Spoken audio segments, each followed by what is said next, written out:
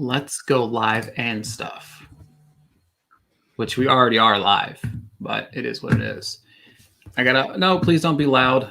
Please don't be loud. There's my echo. All right.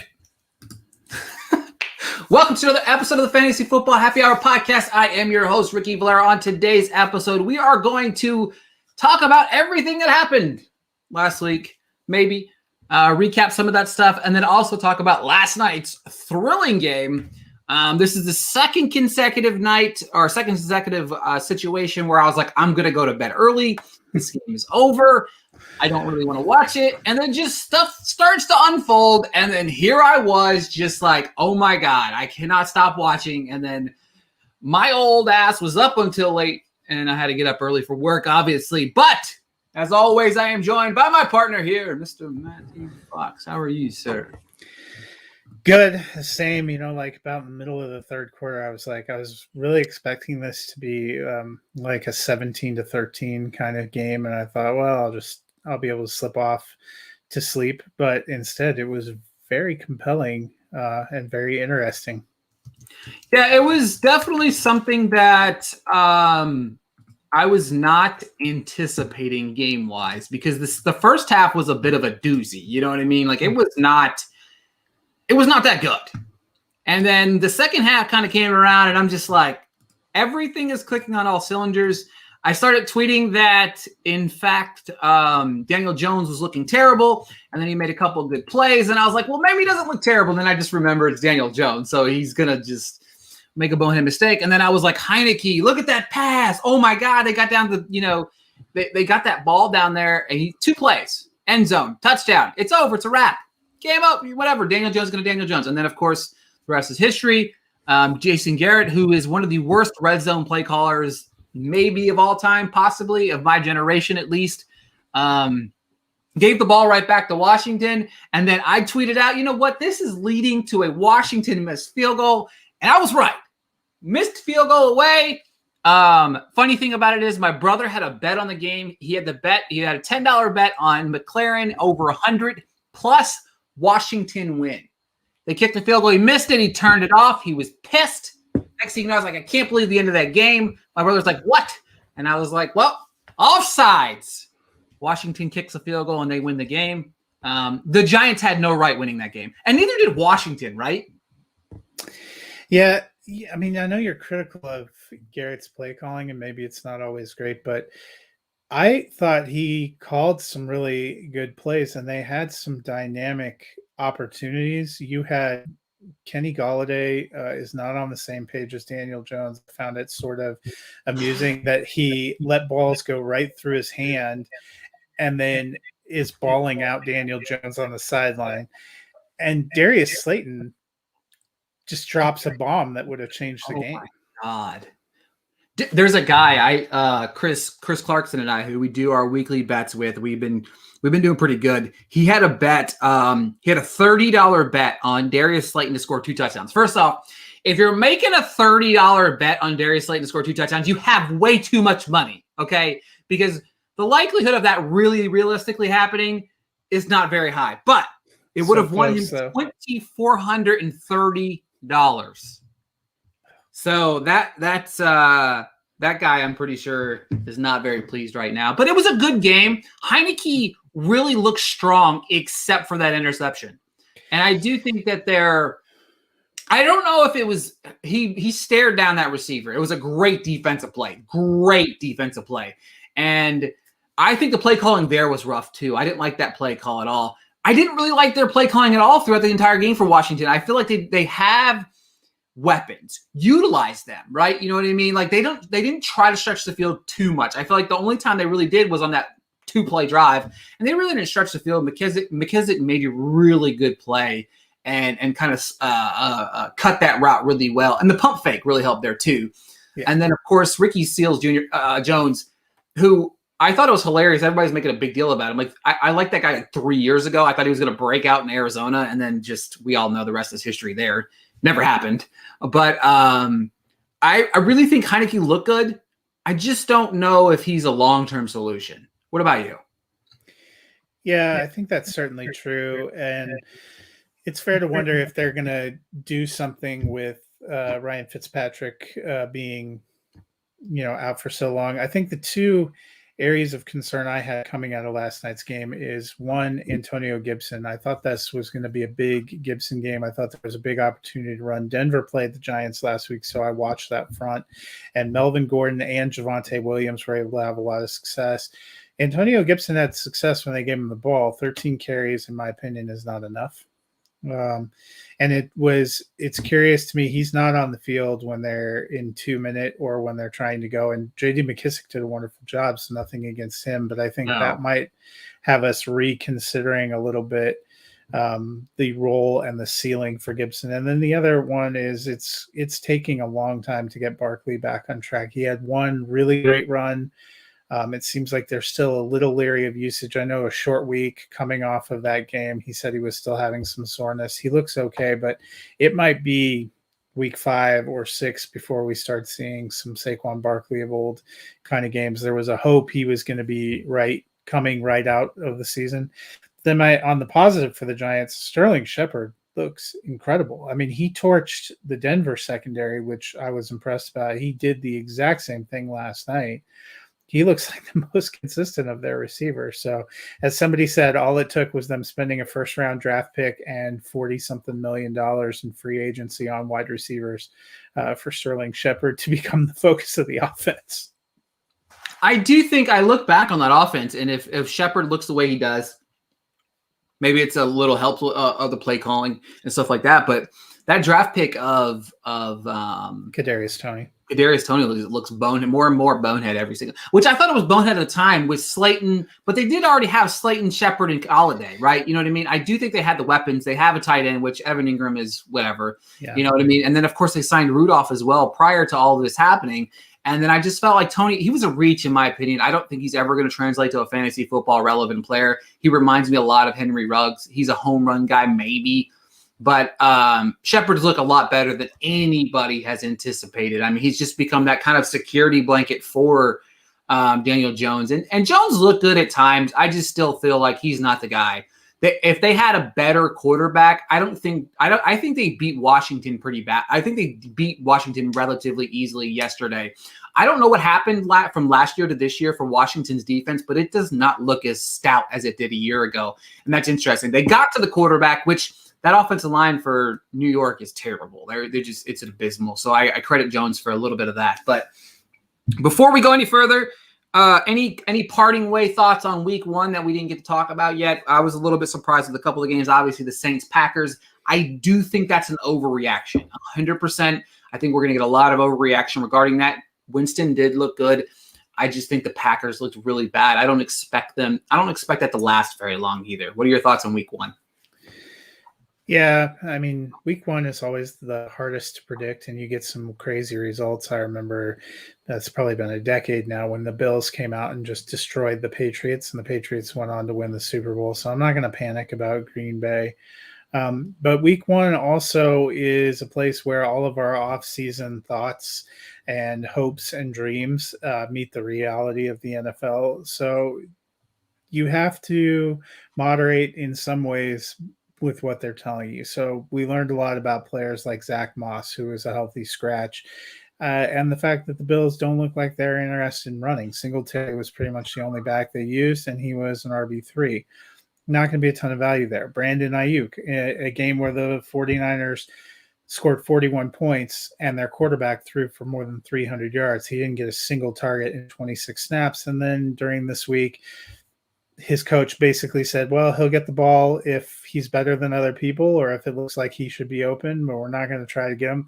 That's a bad sign to me. So, I thought he was going to be the one over Debo Samuel. It looks like I blew that call. I think we have to moderate our expectations, but a lot of it is trying not to react too much. I thought, I don't think the Texans are as good as they looked yesterday or week 1. Week 1 last year, Jacksonville beat the Colts. The Colts ended up in the playoffs. Jacksonville never won another game. So sometimes you have to just let things play out, try not to panic too much. But it's always a cold awakening. Another thing that's intriguing to me is the victory laps, right? Everybody's doing their victory. It's week 1. Like, how can we do victory? You are not right yet. Just because you were right for 1 week does not mean that the entirety of the season you're going to be right. This, like you said, Jaguars last year, everybody's like, oh, the Jaguars could be a sleeper contender for the playoffs this year. And then they went on to never win another game. So the victory laps need to calm down a little bit this early in the season. I just really I get frustrated with those. If it's a weekly, if you said, you should start Jalen Hurts or whatever, just whatever, and he goes out and has a great game, do that victory lap. But do not come out here and after 1 week and proclaim that you were right about something when the season is 18 weeks long. Look at that. I fixed myself right there. 18 weeks long now. So with that being said, we've got a lot of big time. Does it say upset special? It does say upset special. I'm really upset right now. I'm already upset. But last week, you were almost right about one. Almost. Oh, I got the upset correct. I picked the Raiders to beat the Ravens. Oh, yes. Yeah. So speaking on this, I do want to blame you that you cost me a couple $100 with that, okay? All of my picks were the reverse of your game. When you gave your gambling things, I was like, one of us is not going to be happy. Well, that's why I like toying with the spread a little bit more than I do the money line, and I was really upset. First off, let's talk that game was just infuriating. But with that being said, morning, late window, night game, Monday Night Football. What do you like this week for us in the NFL? Yeah, so for the morning window, I'm going San Francisco 49ers at the Philadelphia Eagles. I thought Jalen Hurts looked a lot better than I expected. I know some people thought he was in for a breakout season. I did not, but he looked really good in week 1, decimated Atlanta. I would like to see what he does here against the 49ers, who I think have a little bit of a better defense. Same thing, Jimmy G looked really good, threw for more than 300 yards. Be interested to see the running back rotation now. We expect Trey Sermon will at least be active in this game after being a healthy scratch week 1, but I think Elijah Mitchell, they've said he was ahead of him through camp. He looked really good in his 19 carries, went for 108 yards and a touchdown, 38-yard touchdown run. I think he's going to get a chance. That's going to be 2 interesting teams. Curious to see how they go. The late window in the during the day, Dallas Cowboys at the Los Angeles Chargers. The Chargers looked really good, beat Washington in Washington last week. They look like they have that offense going. Dallas came up a little bit short in the opening game against a good Tampa Bay team, but they also have the offense going. I expect some fireworks there. Michael Gallup's out, but they still have CeeDee Lamb and Amari Cooper. They still have Ezekiel Elliott. See if he gets more involved. See if Austin Eckler gets more involved in the passing game last week. He carried 15 times for 57 yards and a touchdown. Didn't have a single target. That's something we're really going to have to watch, because if he's not getting targets, his PPR value is going to take a huge hit. Night game is the Kansas City Chiefs at the Baltimore Ravens. Lamar Jackson has never beaten Mahomes and the Chiefs as a starter. This is my upset special of the week. I think the Ravens get it done. They cannot afford to go to 0-2. I think they end up getting the win. Kansas City won in week 1. I know Ricky must have bet on Kansas City again. Kansas City got the win in week 1, but they didn't always look that great. The Browns were up 22-10, and I think if they had a little bit of luck, probably would have held on. The Ravens looked pretty good against the Raiders. They need to get their defense in order. That does scare me, but before the season, I thought the Ravens would win this game, so I'm sticking with it. Monday Night Football, Lions at the Packers. The Packers are better than what we saw on Sunday. I expect Aaron Rodgers, Aaron Jones, and Devontae Adams to want to go off big time. Yeah, I agree with you on a majority of that. The one thing that needs to be worked on as well is Lamar Jackson needs to stop the fumbling. I mean, that's just cut and dry. He single-handedly cost his team that game, I think. It's not smart decision-making. Another one that surprised me last week, another one bonehead mistake, was Josh Allen. These running quarterbacks fumble the ball way too much and then put the ball on the ground, and it just ends up costing your team. You know what I mean? I'm definitely not on board with the Chiefs Ravens upset there. I'm not. I've got my bet a little bit later. Will justify bringing that one back a little bit. But the Browns did look a lot better than I anticipated. The game wasn't as big as I honestly. I was surprised they came back and won. The Chiefs. Yeah. But the thing about it is that's the difference. Whenever you're playing a team like the Chiefs, whether it's a 2-touchdown game or a 3-point game. They're never out of it. They're a couple plays away from being down the football field. It was just like last night. You know what I mean? Like last night, the different story. But when you have playmakers in your team, the Redskins were in the end zone in 2 plays. You know what I mean? Like it takes that fast. And Tyreek Hill is he just put the ball in his hands and he makes plays. And it's crazy to kind of watch him go crazy. So. And it does make me nervous. We saw what Waller did to the Ravens last week. Travis Kelce, definitely good at football. Might have 300 yards this week. He was probably watching that game and salivating. So, hey, look, find somebody who loves you as much as Derek Carr loves Darren Waller. Man, that first half, I don't think he threw it to him like 53 times or whatever. So, all right. So now what we're going to do is we're going to transition to some sit and starts for week 2. I'm going to kick us off with a couple starts that I like this week, whatever that means. This week, a couple of guys that I like. I like Ty God Taylor this week, okay?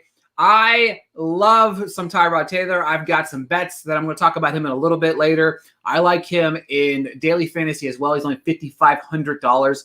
I think that's a hell of a dollar amount for him. It's cheap. You pay down for him, pay up elsewhere, right? You know what I mean? I do think that you can make him work. He looked good. Looked good week 1. Numbers were good. Obviously, I understand it's Jacksonville. You're like, oh, but it's Jacksonville, but it's also Cleveland, you know? That secondary is going to have a little trouble. I do think that what Tyrod does well is he moves the pocket. He's able to get open. They do have weapons in Houston, right? You know what I mean?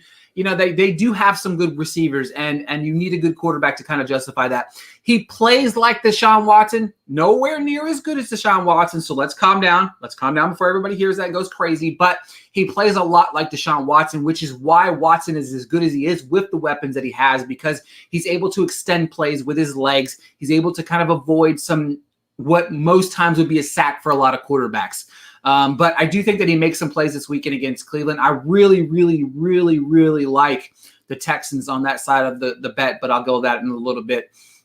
Another start for me this week. I do like Mark Ingram too. I was surprised by the bell cow-ness of what they did with him.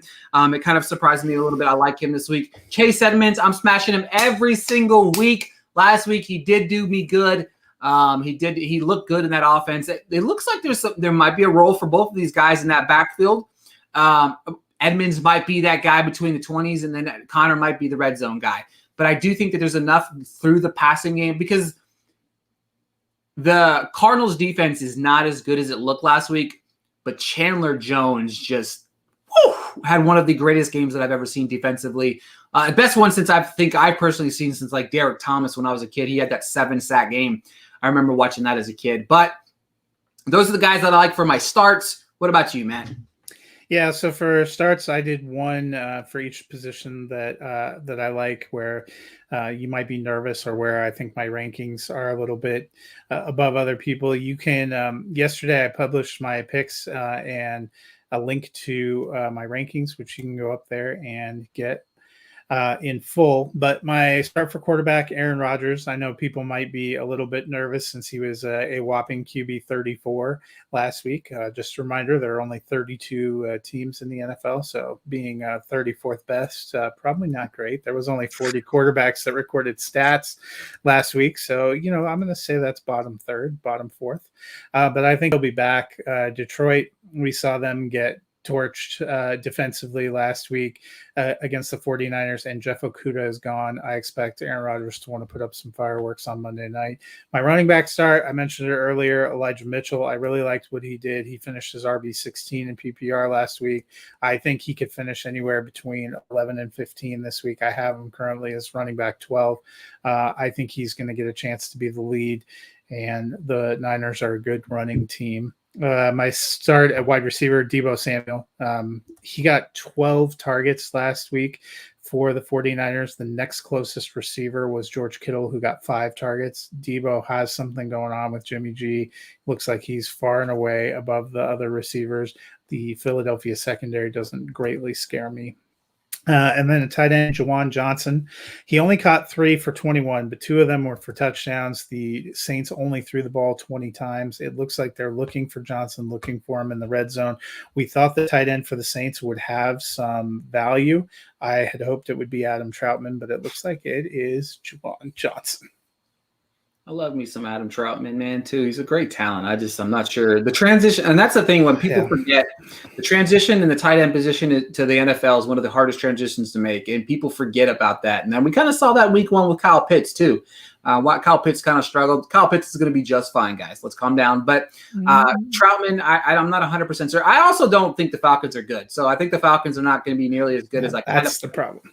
hope they would be. But I do think that they're going to be one of the worst teams. They look terrible week 1. I'm not much worse than I thought they were going to be. Also, I'm not buying the Philadelphia Eagles yet either. So shoot me on that one. My sits this week, which followed up with, I'm sitting Jalen Hurts this week. I understand everybody, is ranting and raving about how he looked week 1. He looked really good, but this 49ers defense is good. I think they're made to beat teams like this, and I think that they're going to destroy the Eagles. I think they beat them by double digits. I don't see him kind of eclipsing that ceiling that he had last week. He might get his 50, 60 yards on the ground, but I don't think he's going to – you'll be lucky to see if he gets more than 1 total touchdown in this game. I think – and everybody's like, Jared Goff at the end of the game. They played a lot of prevent defense. They let them get too close in that game. I don't think that they have a certified bell cow, which Sermon might be in the near future. Also, Sermon being a healthy scratch last week was hilarious. Not for Trey Sermon, but just in general for fantasy Twitter. Because the thing about it is Mostert doesn't get hurt. Sermon might be another healthy scratch again this week. Let's be real about that, okay? Let's be real. If Mostert doesn't get hurt, Sermon might be sitting the bench for a little bit longer than he has been, okay? I'm just going to throw that out there because Elijah Mitchell looked pretty good. But also sitting Kirk Cousins, I don't know why you started him. Anyway, mine are all quarterbacks here outside of James Robinson. James Robinson, I don't think is going to have a big week. The Broncos are good. I do think the Jaguars win this football game, but I don't think that James Robinson is good. And I don't know what he's doing down there. Urban Meyer, please take the job at USC. Please take the job at USC. I need you to take the job at USC. Urban Meyer, you're killing James Robinson. You're killing Trevor Lawrence. Just fire him. Is that too much money right now? Like the Cons have enough money, right, Fox? They have enough money. Yeah, Urban Meyer, it's more said he's committed to Jacksonville and to turning that program into something. What he's going to turn it into, I don't know. I personally believe the Broncos are going to blow the Jacksonville Jaguars out this week, similar to what the Texans did, because Denver has a much better defense. Patrick Surtain is going to start this week opposite Kyle Fuller with Bryce Callahan in the slot and 2 of the best safeties in the game. I do not like that game for the Jaguars. I also am concerned about James Robinson. It's not just that we don't know what Urban Meyer's doing. Carlos Hyde outsnapped him and outcarried him last week, which should give us all a moment of pause. Carlos Hyde and Mark Ingram might be the 2 fantasy zombies this year, coming back from the dead and snatching the bell cow role from people who we thought were ahead of them. My sits this week, Matt Ryan. Atlanta looked horrific. If you can't get a touchdown against the Eagles, you're not getting a touchdown against Tampa Bay. Their line doesn't look very good. I don't know if they can hold out that front 7 of Tampa Bay. They don't likely have the same kind of game plan and capabilities the Cowboys do. My sit at running back, Zach Moss. He was a healthy scratch last week. Even if he gets in the game this week, Devin Singletary with a lion's share of the carries was only I thought he was the next Barry Sanders. Twitter told me he was the next Barry Sanders. Okay, sorry. No, it was definitely surprising. They picked Matt Breida over him to be active. So even if Moss gets in, Singletary was only RB29 last week. They're playing the Dolphins. I think they want to be a passing team. It just doesn't look like the volume's there. Wide receiver, I mentioned him earlier, Brandon Ayuk. I am not playing him until I can get an idea that he's getting some share of the offense. I find it hilarious that both Sleeper and ESPN have him projected at 12-plus points. What would you get that from? I don't know how they're doing these projections. And my sit at tight end is Kyle Pitts. I like the talent. I think eventually he's going to get there. I don't like this matchup. Last week, he got 8 targets, which was great, but only 4 receptions for 31 yards. I think he's a middle tier tight end too right now because I don't expect they're going to get a lot of touchdowns. They couldn't even really help Calvin Ridley last week. Ridley only had 5 for 51. The entire offense looks bad. Atlanta may be a secret contender for the number 1 overall pick.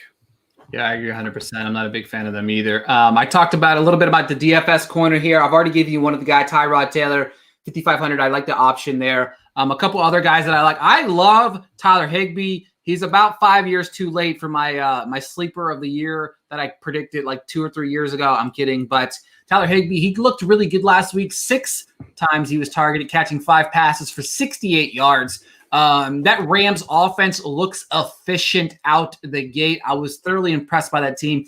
That's the team that I predicted to go to the Super Bowl. If they look like that the entire year, NFL better watch out, because they're just steamroll over everybody throughout the entire season. They're that good. It reminds you of that including the Bucks. Another guy I like this week, Najee Harris. I know he wasn't super great in week 1, but he had moments where he looked good. The volume is there 100%, but it's the Raiders. They rank against the bottom half of the first in the NFL against the run. Last week, Harris had 1 attempt inside the 5-yard line, but failed to convert it. But I expect him to be the continued bell cow there. They're going to run the football. They also need to learn how to run the football a little bit more in that offense. They like to put the ball in too much of Ben Roethlisberger's hands, which kind of blows my mind how much they really do. And sometimes he bites him in the ass in the long run for it. Another guy that I like is Chris Carson. And one guy that consistently, I feel like just gets overlooked. But I do think that he had a great game last week. He averaged 5.56 yards per carry against Indianapolis, and he just looked good. You know what I mean? And I think that the Titans defense is not good.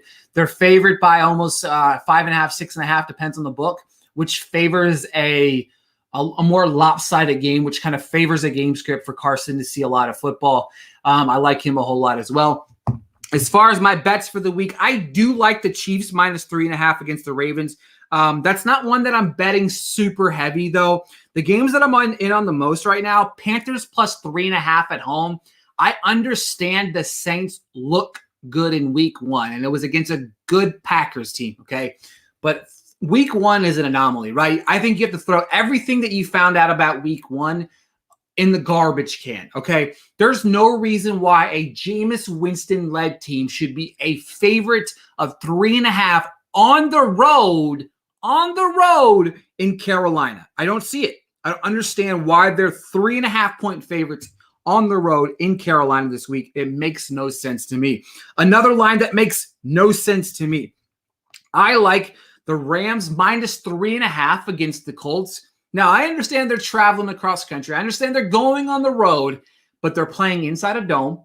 Okay. So this team's very fast paced, right? They're gonna run the ball, they're gonna pass the ball, and the way they utilize the pass as their running game is another thing that I really love that McVay does.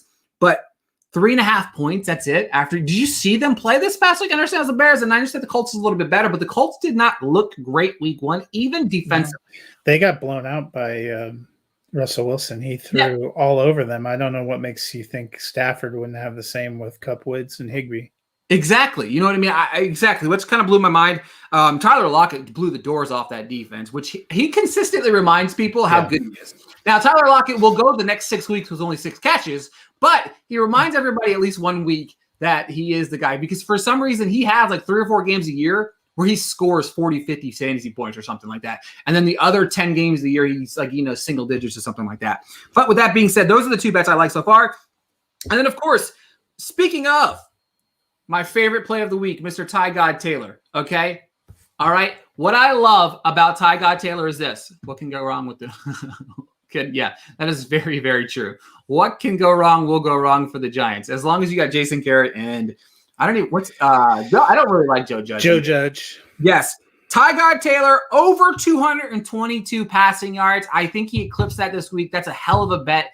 It might slightly go up by this weekend, but everybody's counting in that the Browns defense is going to shut down the world.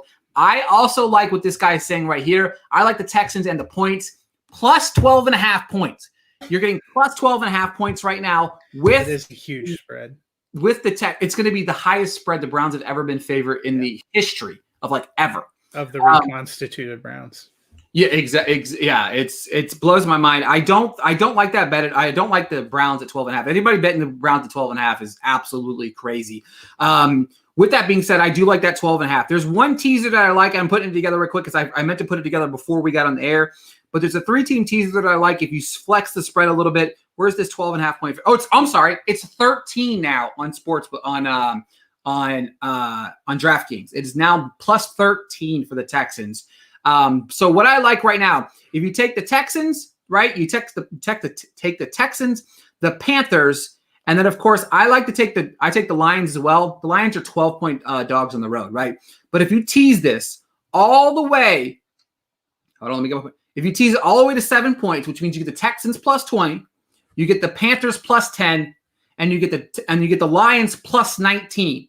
You can get plus 130 odds on this. I love that. I love it a whole lot. Plus 130. That's easy. That's some easy money for me. That's where I've been trying to find some of this as well. The Cowboys money line. I don't really know. I do think the Cowboys plus 3.5. If you add that, if you get them plus 10.5 points, I do like them. That Chargers defense is good. It'd be interesting to see how they do. But I really like that. Another question. We touched on this a little bit earlier. Do you guys trust J-Rob this week? Absolutely not. I'm sitting him everywhere I have him. With that being said, I'm sure he'll go for 20 points this week. So it's more, do you trust Urban Meyer at any point in time? And the answer to that is also no. If he's playing Carlos Hyde over him, I'm out. I mean, Carlos Hyde outsnapped him and outcarried him. That scares me going forward. It scares me going forward as well. By the way, I just want to throw this in here. He made a good point about the Cowboys money line. I'm not so sold on the Cowboys winning this game. Wouldn't surprise me. But if you throw in the Cowboys plus 3.5, because they're dogs on the road, you get the Cowboys at 10.5. You get the Panthers at plus 10. You get the Lions at plus 19 and the Texans at plus 20, and you get the odds at plus 200. That's a hell of a bet. I like that bet a lot. I'm going to go smash that here in a few minutes. But I'm kind of with you because I'm picking the Panthers this week. I think that they actually will win the home game against the Saints. I don't understand how we get Jameis Winston favored on the road by 3.5 against the Panthers. I think that's more pick 'em, maybe -1. You know what I mean? I feel like, but you got to understand, you automatically get 3 points if you're at home. So they're saying that the Saints are 6.5 points better than the Panthers. Christian McCaffrey about to have a 500-yard day. Yeah, I don't understand. And Darnold looked good. He struggled early, but good. I think he looked good enough in that second half, and I like that team a whole lot. Denver -6 is looking good too. Yeah, I do agree. I'm actually on the opposite end of that. I like the Texans, flexing the Texans to plus 13. I don't think we're going to see a blowout there. I really don't. I still don't buy Teddy Bridgewater, no matter how good he looked. Flexing the Jaguars. What? Jaguars, not the Texans. Yeah, that too. The Jaguars. There we go. That's the team they're playing this week. Now, if Tyrod was playing Denver, he'd go to Denver and beat Denver because you know what? Tyrod Taylor is out here to play. And you know what? I'm here because, and this is coming from a guy that has a bet on the Texans over 4.5 wins. So that's why I'm rooting so hard. This week's sign of the apocalypse, I put Teddy Bridgewater in my top 20. That is a sign of the apocalypse. But all right, folks, we are done talking about our favorite thing, football, and we're going to talk about our favorite thing on the other side of this, the movie corner, where it's going to go from a very heart, like just a super chipper. Let's just go ahead and flip the switch and talk about this movie that I watched this week. Fox and I had the pleasure of watching this movie. It's called The Killing of Kenneth Chamberlain. It's the true story of Kenneth Chamberlain Sr., who tragically got murdered in his house by accidentally triggering his life alert. I will say this is one of the hardest films that I think I've ever watched in my life because the way they shot it was, I'm trying to remember the exact time frame, but it was like 7:25 in the morning or something like that. 5:25 in the morning. By 7 a.m. he was dead. He was dead. And they play this film almost identical time frame from start to finish. There's a few things when I sat down with Frankie Faison, who plays Kenneth Chamberlain. We had a great conversation, and he kind of opened my eyes to a lot of different things that they did while shooting it, which you can check out that interview. It'll be all over my Twitter, which is at Ricky Valero. But one of the things that I found intriguing is when they shot it, he shot all of his shots to somebody reading lines on the other side of the door. So it was him by himself in this headspace for 8 days. It was just him in the role of Kenneth Chamberlain, which he absolutely knocks out of the ballpark. This is one of the more important pieces of filmmaking because we see a lot of things play out in front of our eyes, whether it's the news, how everything transpires. We typically only see the eyes of the of the phone, right? And the phone is not directed towards what happened leading up to what happened, right? We never really see that. We typically see what happens during it when it happened. Like if you look back at the George Floyd incident, we saw what happened as it was happening in front of our eyes. This was what happened leading up to those moments. Yeah. So what do you guys all know is what you guys know? All you do is repeat. Okay. All right. I'm going to ignore that. Let's see. But I honestly really love this movie a whole lot. I really did. And I really enjoyed it. Fox, your thoughts? Yeah, I thought he did a really good job too. It's very emotional. It's not an easy watch. I think it's one worth seeking out. I was really struck too. This is a true story, and at the end, you find out a little bit more of what happened in the aftermath, which will give you plenty to chew on. But they also play some of the actual recordings that were made.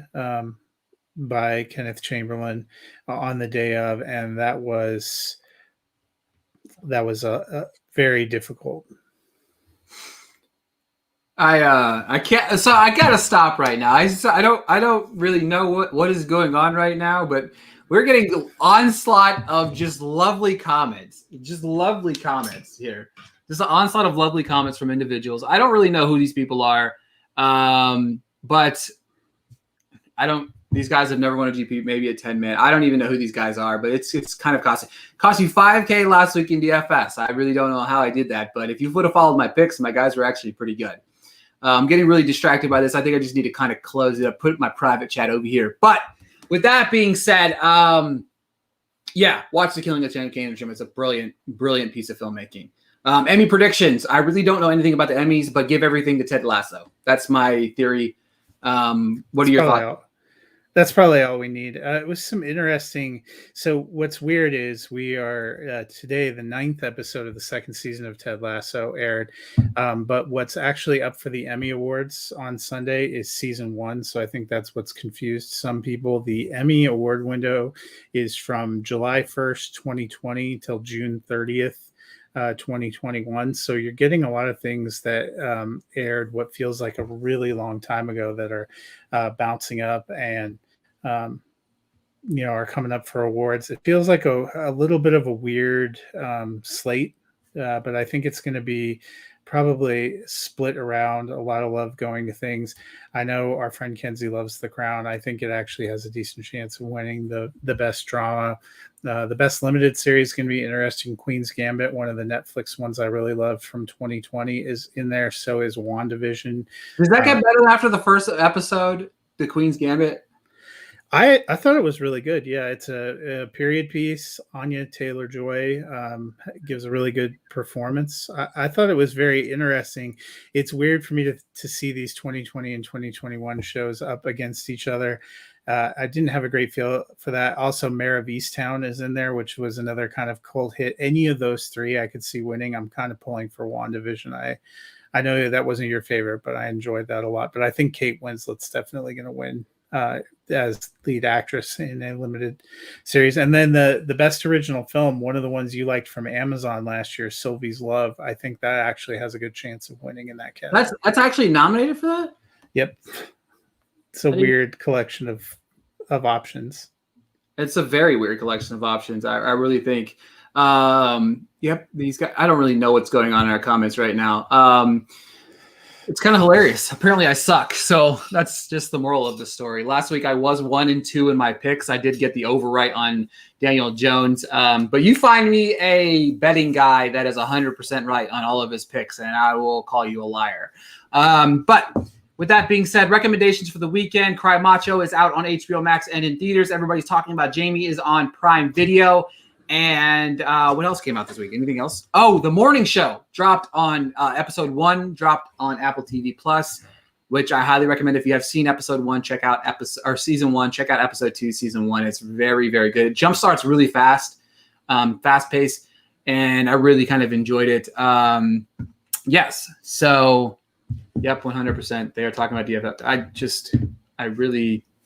All right, yeah. So, Fox, any thoughts on recommendations for the week? What did you think of everybody's talking about Jamie? You said you watched it this morning, right? I didn't like it as much as you did. I really enjoyed it. I just thought I thought the performance was good. I thought it was nice. I thought it was fun. I thought it was different. I just really kind of sat back and kind of enjoyed it. And I thought the performances were fine. You know what I mean? I like the music too. And I really like the foundation of the story. The foundation of the story is really kind of where I think I'm a softie, man. I'm a softie when it comes to good stories. You know what I mean? So I don't even really know. I'm really just struggling right now because I'm looking at these comments go by and just let me go ahead and point something out real quick in all these comments. Okay. What's really funny is am I the best DFS player? Absolutely not. Am I a decent DFS player at that? Okay. But let me also point you to something else. All right. We've been betting baseball all season long. And if you've been following along with me during baseball season, our record is 163. Okay. 100 wins, 63 losses. You can't find me a guy that has bet on baseball every single day this year to have as good as record as that right now. We have a great record. Okay. We do. 163. Okay. And if you only bet just $1, BS, go check you know what? Wally Woodpecker there. Go check Twitter. Go check. Please. I'm really not trying to focus on the negativity here. I don't really know what's going on. And if you want really good game picks, look in the Thursday column and read my wife's picks because she destroyed me last week. She went 12-4. I went 8-8. And the funny thing about it is it's crazy enough. I can sit here and say that's because every single bet that we have made on Twitter is in fact on Twitter. So you can go back and look on Twitter and see these picks. You know what I mean? Like I literally went through them yesterday. I was looking through because my buddy and I were talking about it. And it's literally right here on the screen for you to see right there. 163. And that's if you just bet just $1 a day, you're up $111 on the year. So with that being said, in week one, as I said, week one of the NFL, I think is probably the hardest week to handicap, just because so much hype and stuff gets pumped out there going into it, and we have a lot of preconceived things that we think are going to pan out that you realize coaches are holding some things back, and you have to watch. You get to finally get some actual game film, especially the last couple of years. We had no preseason last year, but we might as well have had no preseason hardly this year. Almost no one played their players or what their offense is really going to look like. So I'll be more curious to see how people do going forward. There were a lot of big fantasy analysts, not just us, but a lot of people who had to eat a little bit of crow. I know I did in pieces that I was doing. There are guys that I thought had a great opportunity and were in a great situation. It's just not gonna play out that way. Yeah, I agree as well. It's one of those things. It is what it is. It happens. We win some, we lose some. But with that being said, we appreciate everybody that listens each and every week. This is obviously something we both enjoy doing. There's also people out in the world that like to suck the will out of people and try to suck the fun out of things too. But with that being said, we're going to end this broadcast because I'm just getting irritated, and I shouldn't let these people get to me, but I don't understand what's going on. But I thank you for reporting us for trying to scam people. I don't understand what we're trying to scam people doing here. But with that being said, I'm out of here. We'll talk to you guys later.